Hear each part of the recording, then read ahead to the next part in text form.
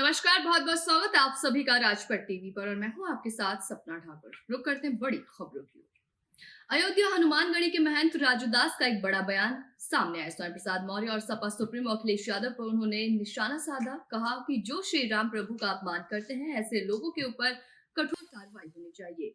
रामचरितमानस ऐसे पवित्र ग्रंथ का अपमान करे ऐसे लोगों के ऊपर अयोध्या का संत समाज पुरजोर विरोध और निंदा करता है। और साथ आगे उन्होंने बहुत कुछ कहा, इस वीडियो में आप देख सकते हैं। स्वामी प्रसाद मौर्य के बिगड़े बोल लगातार सनातन धर्म के विरोध में और सनातन देवी देवता के विरोध में बोलते हैं। कष्ट इस बात की है कि एक तरफ तो सेकुलरिज्म की चोला पहनकर अखिलेश यादव जी यह कहते हैं कि हम सभी धर्मों का सम्मान करते हैं। सपा के कार्यक्रम में, सपा के मंच से स्वामी प्रसाद मौर्य अखिलेश यादव की मौजूदगी में नारा लगाता है, मिले मुलायम काशीराम हवा में उड़ गया, जय श्री राम। अब देखिए, हिंदू जनमानस समझो, भगवान राम को भी ये लोग हवा में उड़ा दिए। ये नहीं चलेगा, ऐसे आप मर्यादित टिप्पणी नहीं चलेगा। मुझको लगता है अब स्वामी प्रसाद मौर्य का जूता लेके सर फोड़ना पड़ेगा, क्योंकि बार बार ऐसा अपशब्द का प्रयोग करना, वहां कोतवाली में उनके खिलाफ मुकदमा तो दर्ज हुआ है, लेकिन ऐसे लोग जो समाज को बांटने की साजिश करते हैं, समाज में जहर घोलते हैं, ऐसे लोगों के ऊपर सख्त से सख्त कार्रवाई होनी चाहिए। और मैं ये भी कहूंगा अखिलेश यादव जी के भी खिलाफ कार्रवाई होनी चाहिए, क्योंकि अखिलेश यादव के मंच पर यह नारा लगाया गया है, यह अच्छी बात नहीं है। अखिलेश यादव जी, आप जमीन में समा गए हो, खत्म हो चुके हो, फिर भी बुद्धि सही नहीं हो रही क्या आपकी?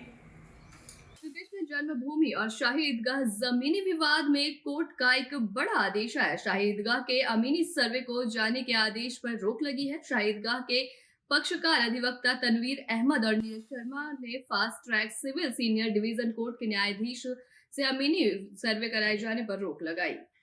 हिंदू सेना के अध्यक्ष विष्णु गुप्ता की याचिका पर सीनियर डिवीजन कोर्ट द्वारा अमीनी सर्वे का आदेश दिया गया था। 29/3 को कोर्ट द्वारा यह आदेश दिया गया था, जहां 29/3 को शाही ईदगाह के अमीनी सर्वे कराए जाने के कोर्ट को आदेश लगाई गई थी, वहां पे से रोक दिया गया है। सीनियर डिवीजन एफटीसी कोर्ट ने एक वादी पक्ष ने ऊपर ही ऊपर गलत तथ्यों के आधार पर एक अमीन रिपोर्ट का आदेश जारी करा लिया था। हमें जानकारी होने पर उस पर अपने प्रार्थना पत्र पेश किए, रूलिंग पेश की और पत्रावली पर माननीय न्यायालय का ध्यान आकर्षित कराया कि इसमें पहले से ही 25 जनवरी को ये आदेश पारित किया गया है कि हमारी 711 सीपीसी पर सर्वप्रथम सुनवाई होना अनिवार्य है। उससे पहले किसी प्रार्थना पत्र पर कोई सुनवाई, कोई आदेश नहीं होगा। वादी पक्ष द्वारा एक प्रार्थना पत्र दिया गया 29 तारीख को और उन्होंने उसकी कोई प्रति या नकल हमें नहीं दी और ऊपर ही ऊपर गलत तथ्यों के आधार पर अमीन रिपोर्ट जारी करा ली। यहाँ यह भी उल्लेखनीय है कि जहाँ सिविल या सीनियर डिवीजन मथुरा में इससे संबंधित अनेक बात चल रहे हैं, वहाँ भी 711 सीपीसी पर सुना जा रहा है। रिवीजन कोर्ट माननीय एडीजे 6 द्वारा भी इनका बाद खारिज कर दिया गया, रिवीजन खारिज कर दिया गया। उसके बाद भी उन्होंने ऊपर ही ऊपर गलत तथ्यों के आधार पर वादी ने ये आदेश जारी कराया और हमारे द्वारा जब माननीय न्यायालय के समक्ष अपनी बात रखी गई, प्रार्थना पत्र प्रस्तुत किए गए, तो माननीय न्यायालय द्वारा एक अच्छा फैसला, न्याय हित में विधि संबंध एक फैसला दिया गया है और उन्होंने उस अमीन रिपोर्ट की कार्रवाई को स्थगित कर दिया है आगामी आदेश तक के लिए। 11 तारीख उन्होंने इसमें लगाई है। 11 तारीख तक अमीन रिपोर्ट वाली जो आदेश है वो स्टे रहेगा, स्थगित रहेगा। 11 तारीख को पुनः इसमें सुनवाई होगी। तो अब अमीन रिपोर्ट के लिए अमीन महोदय वहाँ स्थल पर नहीं जाएंगे। तहसील छाता क्षेत्र के ग्राम खायरा के सौभरी इंटर कॉलेज में विश्व हिंदू परिषद के संरक्षक दिनेश चंद्र स्वर्गीय पूर्व विधायक किशोरी श्याम की मूर्ति का अनावरण किया, जिसमें दिनेश चंद्र का स्वर्गीय पूर्व विधायक किशोरी श्याम के सुपुत्र राजवीर ने उनका दुपट्टा पहनाकर चित्रपट देकर सम्मानित किया, जिसमें भाजपा के पूर्व सांसद तेजवीर सिंह और अन्य भाजपा कार्यकर्ताओं ने भी इसमें इनका स्वागत किया। जिसमें दिनेश चंद्र शर्मा ने कहा कि हमारा भारत राष्ट्र हिंदू राष्ट्र है और हमेशा रहेगा। 23 दिसंबर को अयोध्या में राम मंदिर का 1 मंजिल का निर्माण पूरा हो जाएगा और 2-3 मंजिल का निर्माण भी चालू रहेगा। जनपद मथुरा की थाना जैन पुलिस को उस समय बड़ी सफलता हाथ लगी जब पुलिस ने मुखबिर की सूचना पर जाल बिछाकर जमीन के फर्जी कागजात तैयार कर फर्जीवाड़ा कर जमीन के फर्जी बैनामा कराने वाली गैंग के 6 सदस्यों को गिरफ्तार कर लिया। पुलिस के अनुसार गिरफ्तार आरोपी वृंदावन और आसपास के क्षेत्रों में काफी समय से खाली जगह को तराशने में लगे हुए थे और चिन्हित कर उसे मालिक का पता करके फर्जी वसीयत तैयार करके उसके ऊपर क्रेता विक्रेता और गवाह बनाकर रजिस्ट्री और फर्जी तरीके से रजिस्ट्री करवाते थे, जिसके बाद आधार पर लोगों की जमीन दिखाकर उससे फर्जी बैनामा किया करते थे।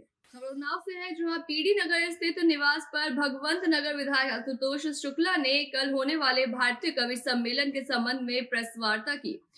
आपको बता दें कि पीडी नगर स्थित निवास पर भगवंत नगर विधायक आशुतोष शुक्ला ने प्रेस वार्ता कर बताया कि ये कवि सम्मेलन पिछले 7 सालों से डॉक्टर सूर्य नारायण शुक्ला जी की स्मृति में परिमल वाटिका सिकंदरपुर कर्ण में होता चला आ रहा है।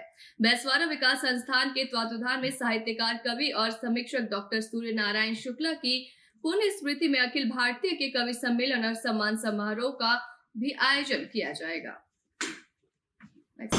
ये कवि सम्मेलन पिछले 7 साल से डॉक्टर सूर्य नारायण शुक्ल जी की स्मृति में परिमल वाटिका सिकंदरपुर कर्ण में होता है 6 अप्रैल को। देश के माने जाने विद्वान, ख्यात पात्र कवित्री और ख्यात पात्र कवि गण आ रहे हैं। देश की मानी जानी कवित्री अनामिका अंबर जैन भी आ रही हैं। पूरे बैसवारा क्षेत्र के लोग हरदम साहित्य प्रेमी रहे हैं। उसी को उसमें डॉक्टर सूर्यनारायण शुक्ल जी की स्मृति में कवि सम्मेलन 6 अप्रैल को शाम को 7 बजे से चालू होगा और जब तक श्रोतागण चाहेंगे तब तक कवि सम्मेलन चलेगा। जनपद भदोही अंतर्गत तहसील ज्ञानपुर के ब्लॉक अभोली के क्षेत्रीय ग्राम सभा अभोली में लोगों के आवास के पास होने पर ग्राम प्रधान द्वारा आवास धारकों से पैसे ले रहे हैं। आवास धारक बिंद बस्ती अभोली में मुलायम बिंद के घर में मां और उनकी भाभी के नाम पर आवास आया है और 2 किश्त अभी आ गई थी, पर ग्राम प्रधान ने उन गरीब से 5-5 हजार रुपए ले लिए। और सिंह बस्ती में भी आवास आया है। सुनील सिंह के नाम पर पहला किश्त आया था, पर ग्राम प्रधान ने पैसे निकलवा कर खुद हड़प लिए। आवास बनाने के लिए बोले और 2 नंबर और 3 नंबर की ईंट और बालू गिरवा कर पूरे काम में पलीता लगाते ये नजर आए हैं। ऐसी तमाम बड़ी खबरों के लिए देखते रहिए राजपट टीवी, सबसे पहले भारत।